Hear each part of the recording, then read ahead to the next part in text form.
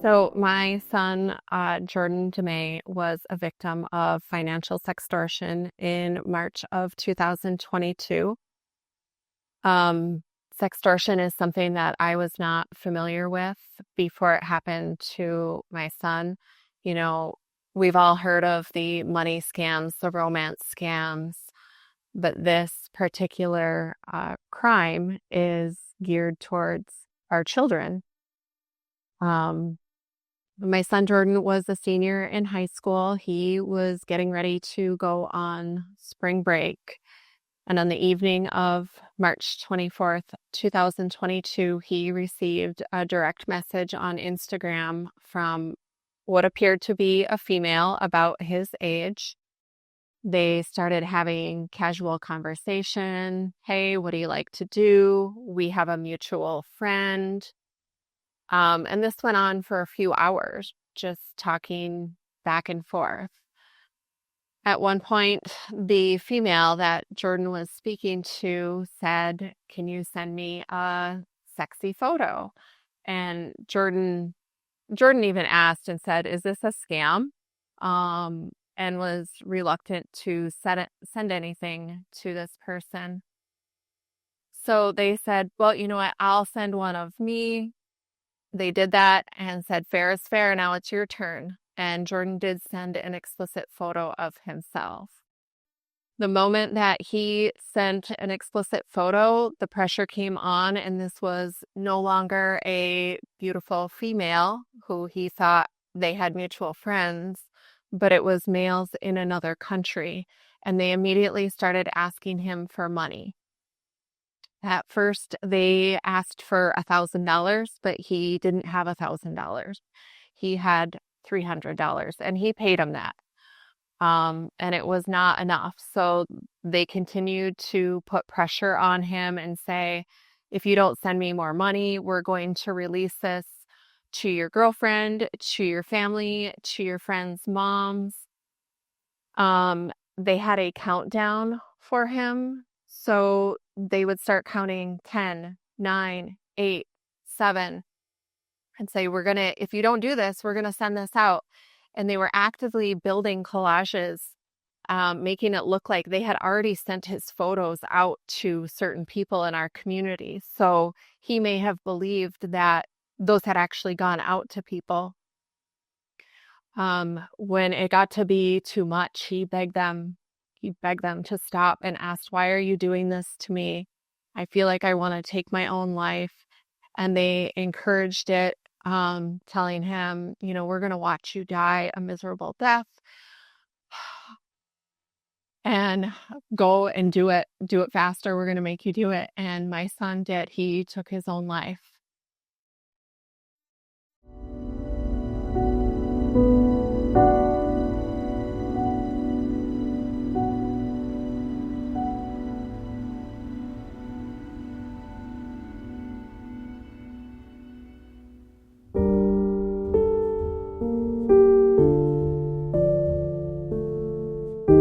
So from there, I understand his father found him. Correct. Jordan had sent me a text message before he took his own life that said, "Mother, I love you." And I woke up that morning and saw it and started reaching out to Jordan. Initially just because I woke up and texted him back, but he always responded to me, and that morning he didn't. And I became panicked about the silence. And I reached out to Jordan's father and said, is he at your house? And his dad called me back and said, "Jordan's gone." When you woke up and saw that text message, was that unusual? Did something give you a feeling that, him saying "I love you" and at that hour? It didn't, because Jordan would stay up late playing video games, and I knew that he was going on vacation. So I thought, he's just sending me a text message because he's going to be gone and he's going to miss me. And that's really nice of him. It's not the first time he's texted me early in the morning like that either. It was the lack of response when I knew he should have been getting up and going to school where I started to get this feeling in my gut. What led you to discover, is that just part of police procedure to, well, let's look at his phone, let's look at, like, what keyed you off to the sextortion? So initially, local law enforcement deemed this just a suicide. And I spent most of that day going, what happened? I just saw my son. There's literally no reason that he would do this. Jordan's girlfriend, she reached out to me and said, hey, do you have Jordan's phone? Because I need to take a look at it. I think he was talking to someone last night. And at that point, the police had his phone. They weren't able to get into it. It was locked. So I contacted law enforcement and said, Jordan's girlfriend says that she has some messages. They went over and spoke with her. They retrieved the information from her phone. The people that were... Because he had also contacted her before taking his life. He sent her a text message too. Yeah. So that's what led her to suspect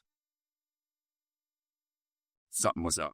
No, she received actual images of Jordan. And then the people who were speaking to Jordan started asking her for money and threatening her. Oh.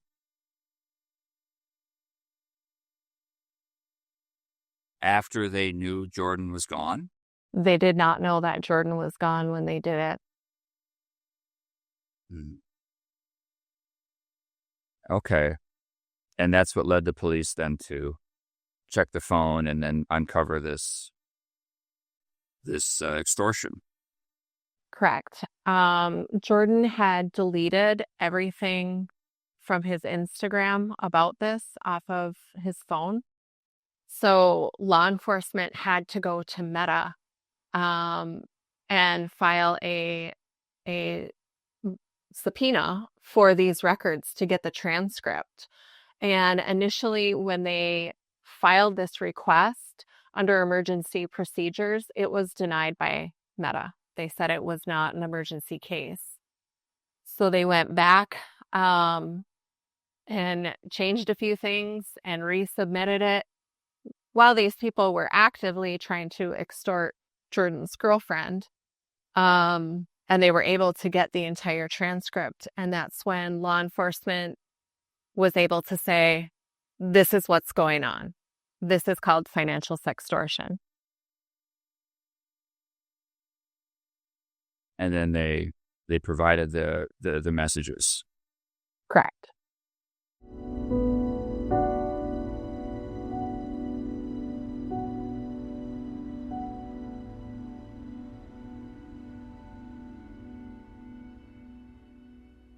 Just getting to know you some from your many videos about this through the course of the trial and everything.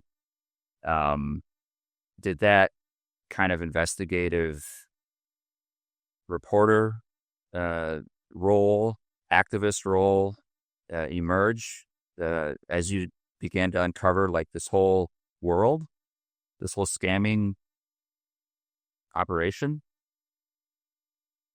I was a very involved parent in Jordan's life, and I considered myself in the know about what was going on. And when this happened to Jordan, I knew that if I didn't know about this, and if this happened so quickly, there were other parents that didn't know that this was going on. And given how fast, they came for Jordan and he took his own life, other people needed to be aware that this was happening in your homes at night. And so immediately when law enforcement found this out, they said, do you want to do a press release? And our answer was 100% yes. One, to bring awareness to the situation. And number two, because a lot of people in the community knew knew who Jordan was through sports or socialization, and everybody was very perplexed, thinking, what did we miss? We just saw him. And this gave them some answers too, that, none of us missed anything. And this is really what happened to him and led him to this decision. Was it local law enforcement, or were you and his dad really, I don't know, like encouraging or like let's go after the ones who did this, or was local law enforcement pretty proactive about that as well? Local law enforcement was amazing. They took off running with it. They did the initial investigation, and when it looked like it was going to be something in another country, they worked with our local FBI office here, and the FBI took it and they just ran with it.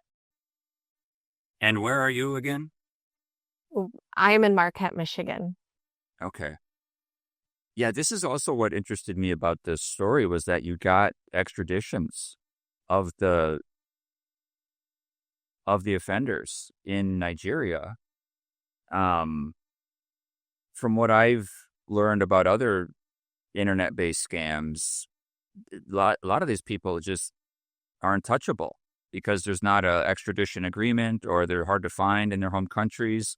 What led you to work with the Nigerian authorities and find the offenders? There was someone from the Michigan FBI who had some connections over in Nigeria from some time that they had worked over there. And I think that connection was really a good starting point with things. The fact that our FBI and the Department of Justice was able to actually locate these people, for one, is amazing. But two, to execute the extradition and in such a timely manner, it's surreal to me sometimes, because it all, in my mind, happened very quickly. Like you said, you never hear of them bringing people over for these scams. And in Jordan's case, they were able to do it. Today, we are announcing the successful extradition of 2 Nigerian nationals who ran an international sextortion ring: Samuel Ogashi, age 22, and Samson Ogashi, age 20. How did they find, because Nigeria is so big and it's very populated, how did they find the guys that did this? Working through IP addresses and working with the Nigerian, their counterpart is called the EFCC. They all work collaboratively together to find these people and make it happen. Was this an unprecedented case insofar as getting a prosecution, getting a conviction? Yes. Jordan's case is the first case in U.S. history where someone has been extradited from Nigeria and successfully prosecuted for financial sextortion. So it's a landmark case, and I think it sets the bar for other cases. Did getting the conviction, or I should ask, how did it, I guess, validate your, because it took some time, like the Jordan passed in 2022 and this conviction occurred last year, 2024. Yeah, they pled guilty to their charges in, I believe it was April of 2024, and then they were sentenced in September of 2024. Okay, so about a year and a half ago now or so. What did that guilty, that sentence, the gavel, just the finality, the making that official, that there was some justice. How did you respond to that? I mean, so many families, I don't think, get this. For me, it doesn't change my grief. It doesn't bring my son back to my life. But I do have answers. I have answers that many, many parents do not have.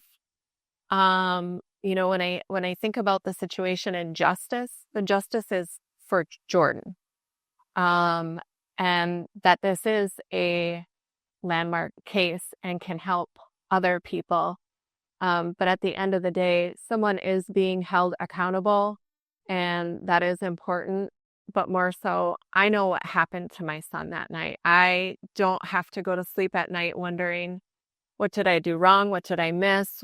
What was going on? I have those answers, and so many parents don't. So I feel fortunate for that part. Do you think there are many teenagers who've taken their lives and were unknowingly the victims of something like this? I mean, it definitely raises question about how many kids have taken their lives and nobody looked at this because maybe their phone was empty.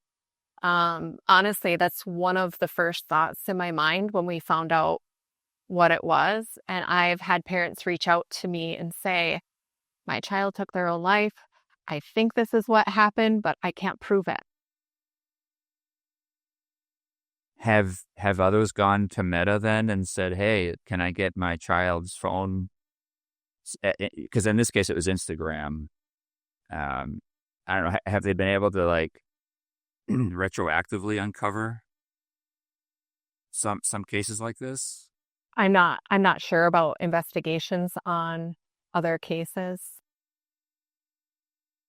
I did read though that when they were trying the two Nigerian brothers, that there were 38 other victims ID'd in that case. So there's, and I think I read from the stories you sent me, thank you, 100 others that these two brothers themselves had a hand in. So this is common.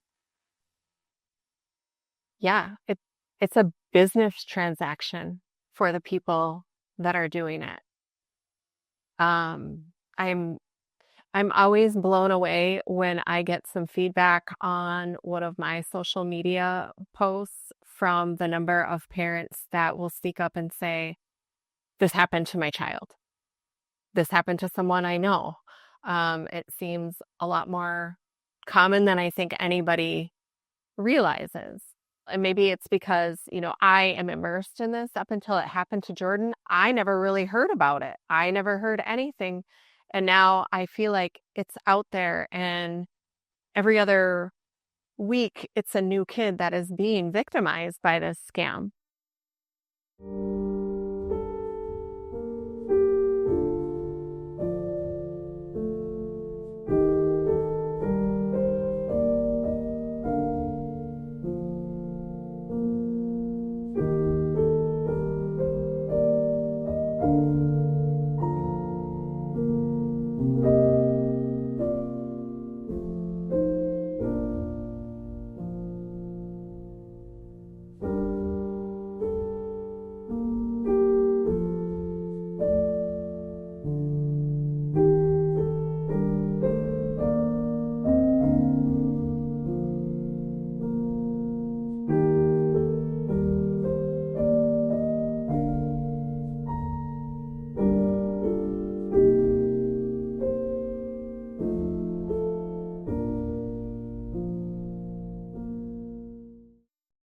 There are enough people finding your videos, and this is common enough for a number of them to comment in your videos to say, me too, this happened to my child.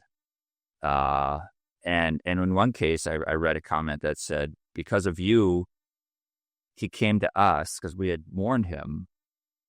So, like, do you recognize that you've helped potentially save lives?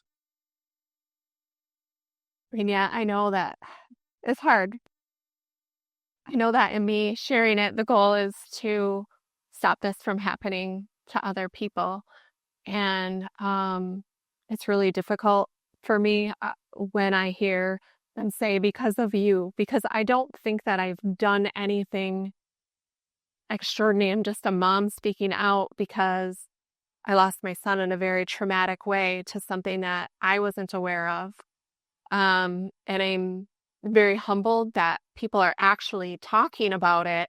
And these kids, young adults, are remembering that and going to their parents for help. Most don't speak out. They don't want to go public.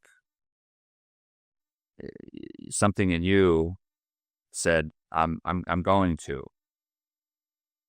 Just a mom, as you put it, but you're one who had a very special role. Obviously, you've got a lot of followers and views and acclaim and appreciation sent to you. So anyway, I guess I just wanted to reflect that back to you, that it's remarkable, and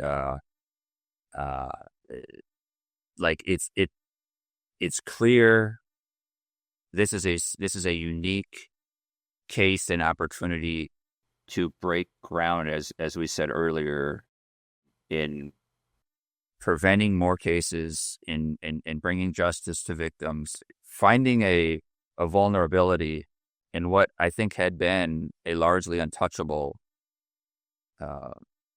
evil, really. When you learned about the details of this, and then, like, were you floored? Were you, like, was there some disbelief in how people could do this to someone else? As far as the extortion goes, like, that part isn't surprising. The fact that these people would encourage not just my son, but other children to take their own lives, that's just a level of evil that I can't understand. And then these people go to sleep at night just fine and do it again the next day. These kids, it's such an effective scheme because of the shame and the embarrassment. I've had parents tell me that their child was trying to sell off things to pay people off. And just the lack of humanity in this scheme and no care for human life absolutely floors me. How has it shaped your view of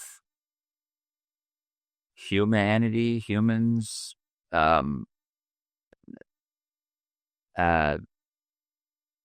maybe other cultures?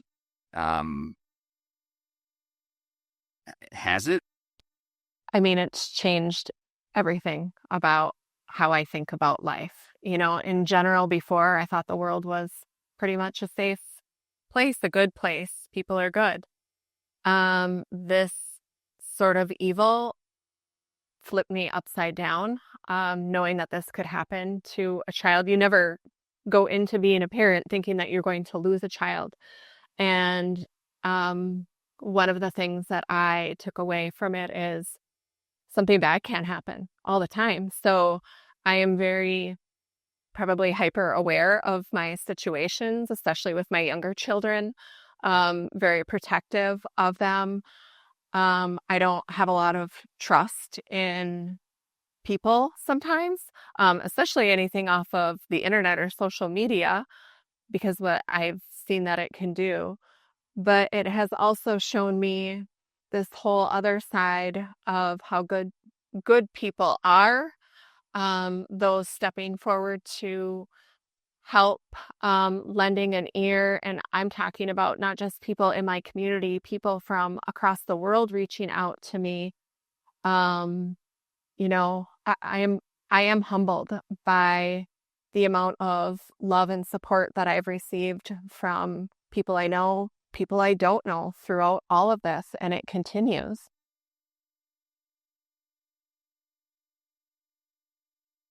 Again, your case is unique. You got to see the perpetrators, right? You were in court when they were being sentenced. I read that you read a victim impact statement. Yeah. Can you share about that? Like you got to see those that did this. What was that like? I saw them in court several times, and there's nothing that can prepare you for the moment that you sit in front of the people that last spoke to your child that did this to them. There was no point in being in court that was easy. Most of the time I was just shaking because of all of the emotions. Sentencing day was extremely difficult and emotional to get up there and speak. I know I shook the entire time and fought tears and got up there and talked about my son and the person that he was and what this crime took away from him and what it took away from me and my children. And it was a lot, and I don't wish that on any person. But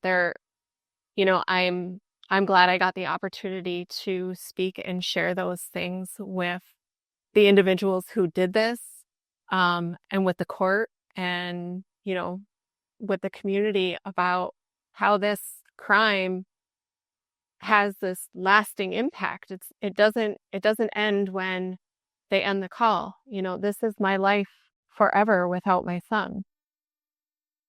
Did you get a sense of that inhumanity? Or did it make it real?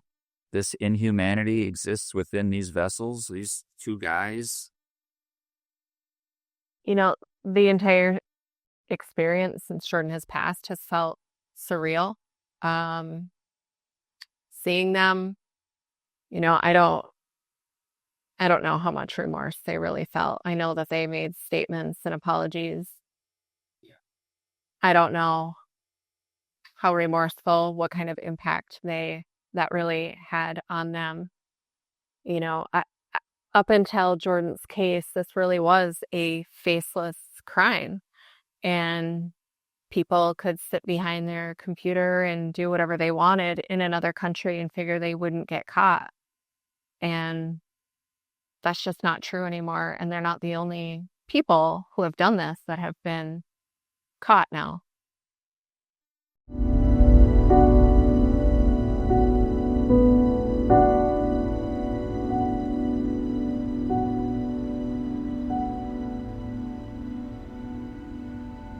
What are your thoughts on what more law enforcement could do? It's very challenging because, it's another country that most of this takes place in. But do you wish they would do more? Is there more? Have you identified more they could do that is being held up or something like that? I think that from Jordan's case, I think law enforcement has taken a lot away from that. I know Jordan's case has been presented across the country at seminars, both on local levels and, on the FBI level. So I think that there was a learning curve to this for law enforcement. And I actually believe that they're inundated with these cases because there are so many reports. Financial sextortion is the fastest growing crime amongst our kids, ages 14 to 17 males. I don't think that they have the manpower to keep up with all of it, especially when you're talking about they are in another country to do that. So I don't think that, I think law enforcement is doing the very best that they can with their resources of things. I think where we need to look as far as prevention is, number one, education. It has to start here because we can all control that in our homes, is having that conversation and normalizing the conversation.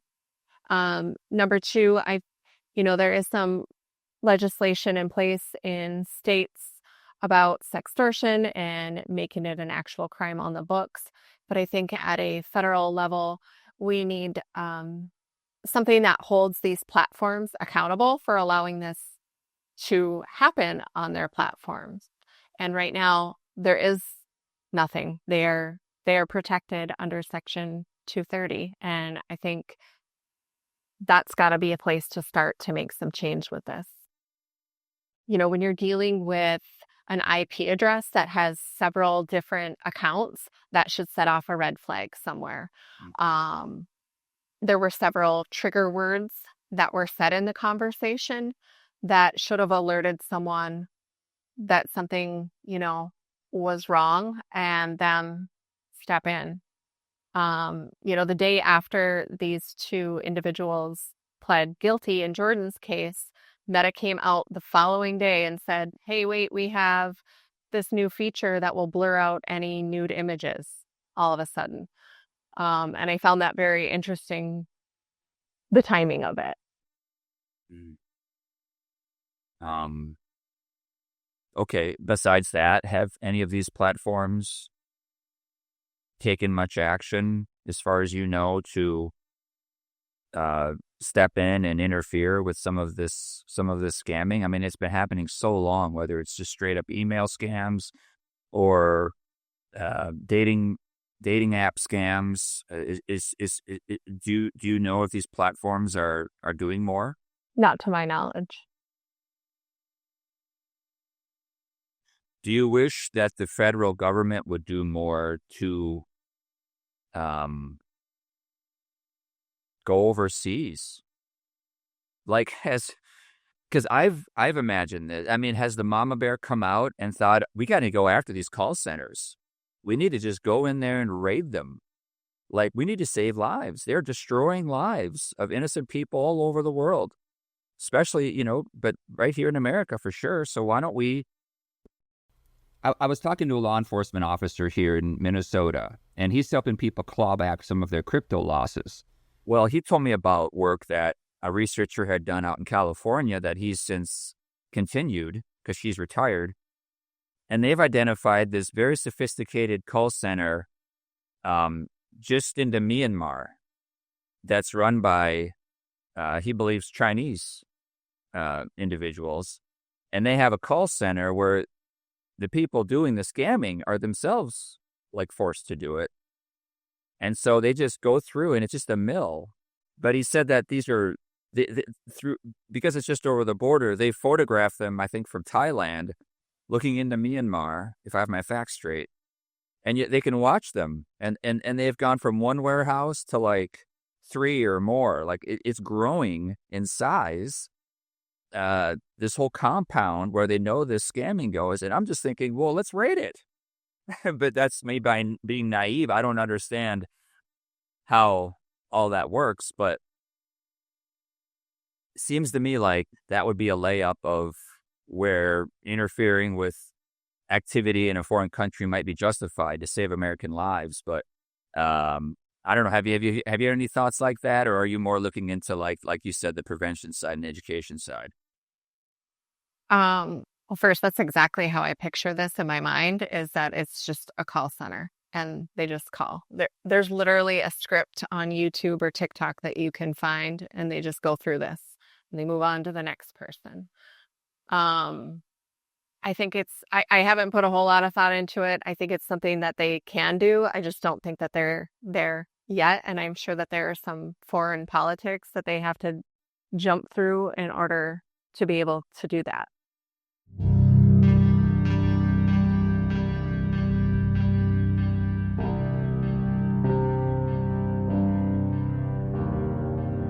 Look at these phones. The floor is just littered with SIM cards. Okay, here we are, the nerve center of this multi-billion-dollar industry that is scamming people all across the world. There's just row after row of monitors. Looks just like a normal office park. This is all evidence of scamming. Many of the workers fled, leaving behind documents and records detailing the scams. This looks like a receipt. Here are all AT&T SIM cards. So you can just pretend that you're calling from the United States. When you make $5,000, you hit the gong. And then when you make $50,000, you hit this very large drum. And in between is the god of wealth. These are the scammers who are not willing to leave. Some said they were lured by fake job offers and forced to work in the scam industry. If they go home to China, they said, they'll likely be arrested.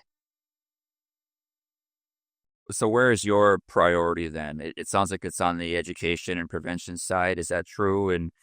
And where do you see your work going from here following the conviction of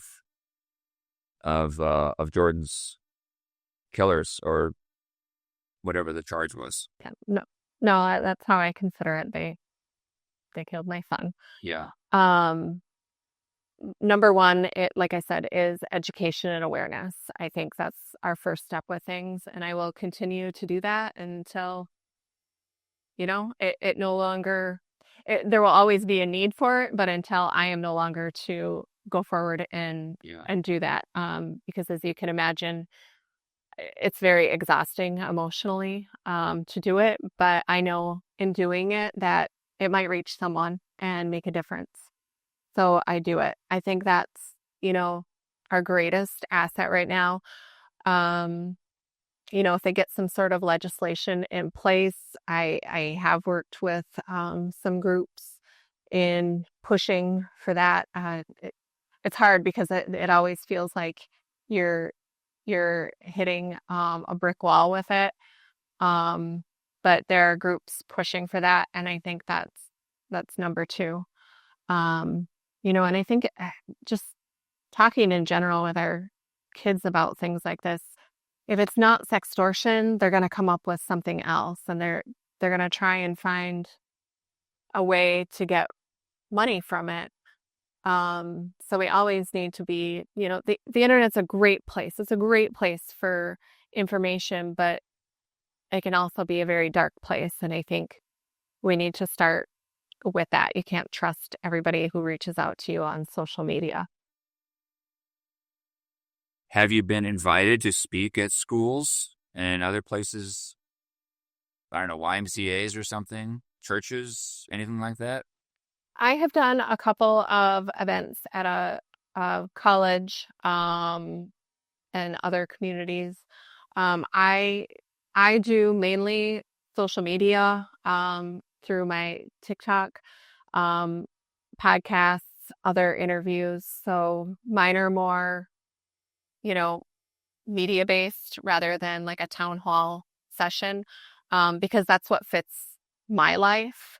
And I also feel that I can reach a lot more people doing things, through my social media, through TikTok. Ironically, Jordan set up my TikTok account. I wouldn't even have it if it weren't for him.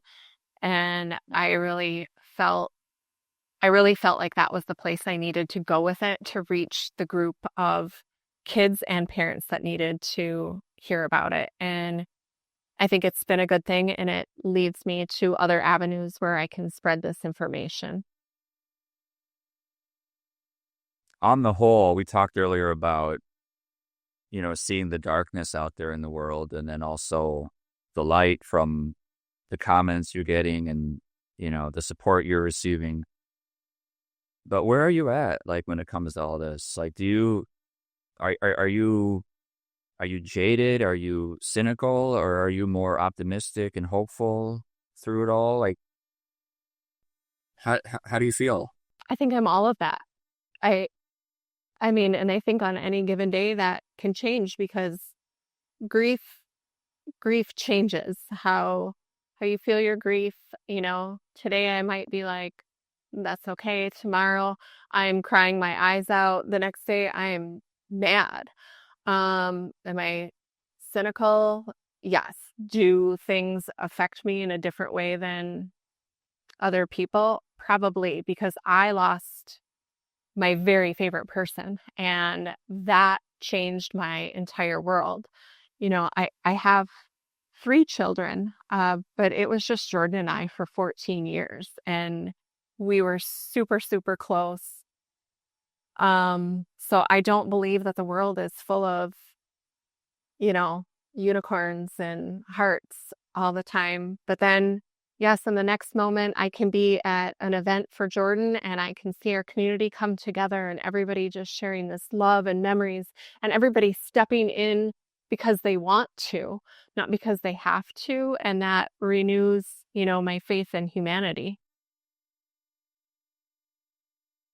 How about like how your other children, if they grow up and say, hey, I want to study abroad or do Peace Corps or something like that in a developing nation, would you, this part of you be like, not a good idea. These aren't safe places. This is a place like a country like that is where they, did this to my son. Like, have you been affected in your view of the world like that? I don't know that I don't know that I'm there yet. Like if you asked me that today, I would be like, no way. But my children are very young. Um, on a more local level, I can say that when I go with my kids and there may be a crowd of people, I am worried about losing one of them because I know that evil exists and I will panic if I don't see one of them for just a second. They might have just moved on to another activity at the park. Um, so it does change my my world and how I look at things and how I want to protect my daughters. Um, has this? Do you think this activism has helped you process?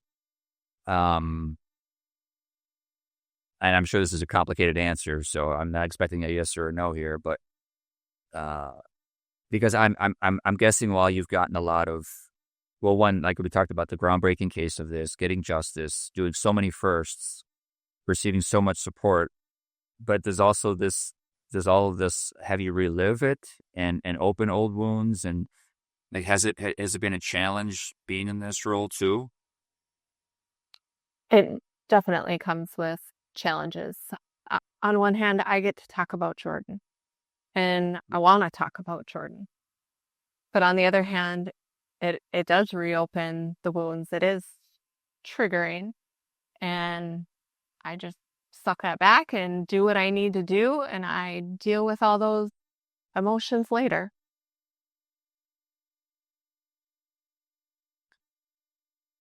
I smile because it's just more to um, appreciate about your work, that you do it despite the struggle. Um, has faith been a part of this? Your religion or spirituality? Um, it's definitely changed my view of faith. Um, you know, going through a loss like this, I think would change anybody's perspective on life and things like that. But it really, not that I put a lot into faith before this. I didn't, and this is one of the parts where I'm cynical. But it really jaded me about certain things like that.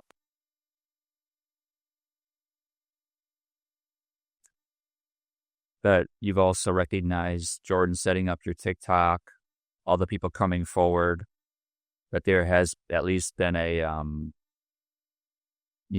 some good too that you've made from all of this, obviously. Um,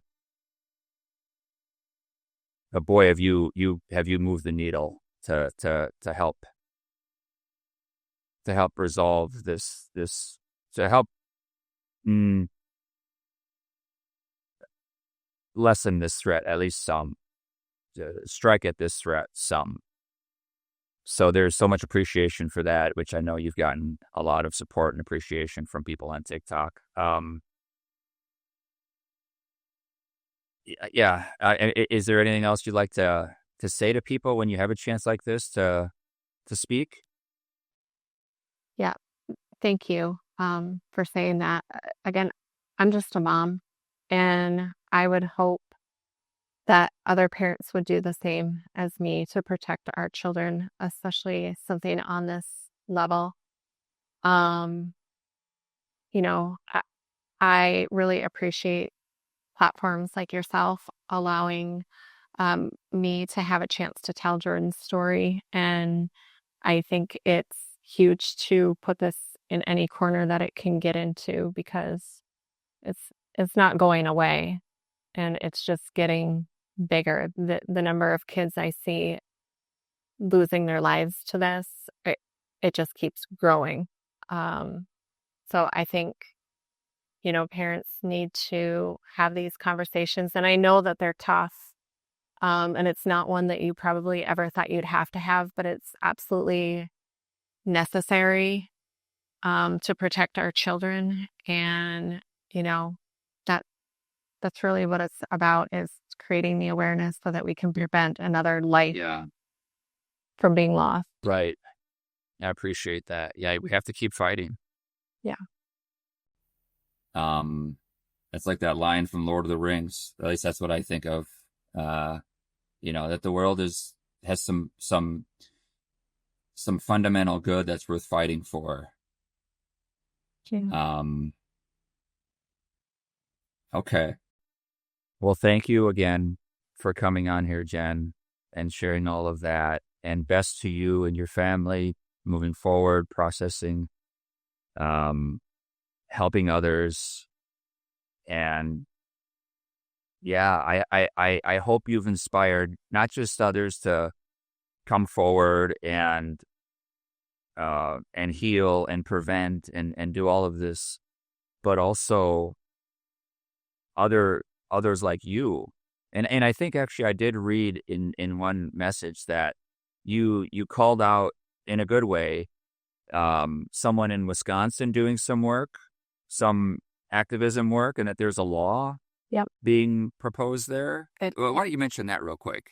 So it's Braden's law in Wisconsin. And his mom, she went into action immediately, talking about this, publicly educating kids, and pushed for this law, and she did it. And I think that, she is very strong, and she hit the ground running to try and make a meaningful change, and she did it.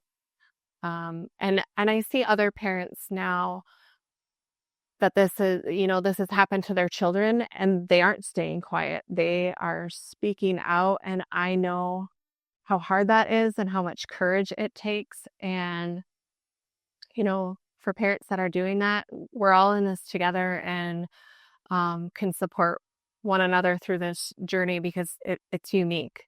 It's unfortunate that this is how we meet, but like I said, it's a unique situation as a parent. Okay. Well, I hope in between the interviews and the camera, whether it's your cell phone camera or whether it's, this one here doing an interview, that you enjoy your off time and downtime, and in this case, it being New Year's Eve, have a good New Year's Eve and a good start through 2026. I hope it's a great year ahead for you and your family of healing and progress and all that. I'll continue to keep following you on TikTok. Keep up the great work. And thanks again. Thank you, Brandon. I appreciate your time today with me, and Happy New Year. Okay. The internet has provided incredible opportunities by connecting humanity. As Jenn described, however, this has also connected us to darker aspects of the world, now with much easier access to us. Being a victim to this unknown, in the worst way imaginable, Jenn and parents like her urge us to stay vigilant and to talk to your loved ones, especially teens, about such risks. A silver lining to this erosion of security is that it does reinforce the importance of having close, open relationships between parents and children. Because while the FBI is continuing to break ground in trying these cases, increasing numbers of people around the world are being tempted into this lucrative lifestyle. Estimates are that up to 1 in 5 youths in some Nigerian cities may be involved in cybercrime. Successful Yahoo boys, as they are known, gain celebrity-like status in their communities and flaunt their wealth. This culture operates in so-called hustle kingdoms, which are headquarters from which to operate and apprentice new scammers. The Agoshi brothers, university students and children of a retired military officer, were themselves drawn into this glorified culture. Nigeria's EFCC conducts raids at such facilities, as well as nightclubs and Yahoo parties, where scammers gather to celebrate successful hits. That is, when they scam a victim out of a large sum of money.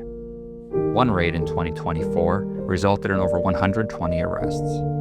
Yet despite increased arrests and high-profile extraditions, Interpol reports from 2025 indicate a sharp rise in cybercrime across West Africa.